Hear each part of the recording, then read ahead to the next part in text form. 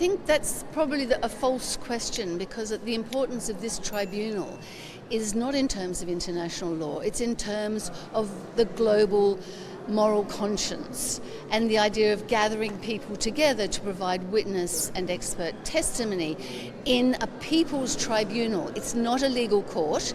It's not going to be adjudicated as a court of law would do.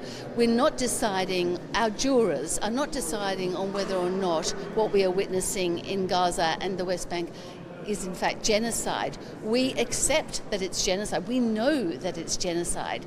There is a huge amount of evidence available to demonstrate from Palestinian civil society organisations, from scholars, from genocide scholars, from many people who have worked in the field.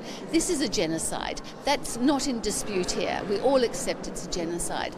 The purpose of this tribunal is to amass an archive of evidence, both from experts, as we've heard today, and from witnesses, those who have been a witness, either doctors or journalists or Palestinian victims in Gaza themselves. That is the purpose of this tribunal, to gather that evidence in one place. It will be in the form of an archive.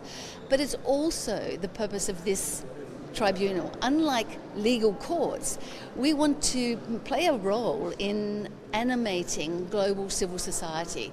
Already around the world, we've seen millions of people march in their streets against Israel's crimes of genocide and settler colonialism and apartheid. And so the idea of a tribunal of this order here in Istanbul at the final session is to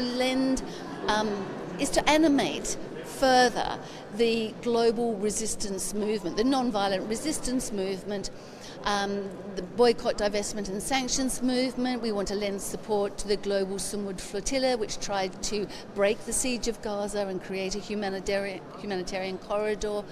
And these are the roles of this particular tribunal. It's not about deciding using a framework of international law. It's not that we ignore international law, but I'm afraid the international legal order has failed abysmally. Not only with this genocide in Gaza, it's failed with the Rohingya, it's failed with Sudan. The international legal order is not capable of intervening and preventing or even punishing those states responsible for genocide.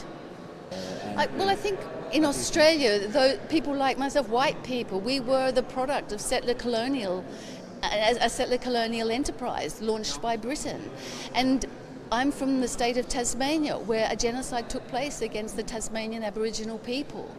And so I think one of the things that all activists against racism in Australia identify the struggle of the Australian Aboriginal population, the Aborigines in Australia, with the struggle of the Gazans against the Israeli settler colonial state.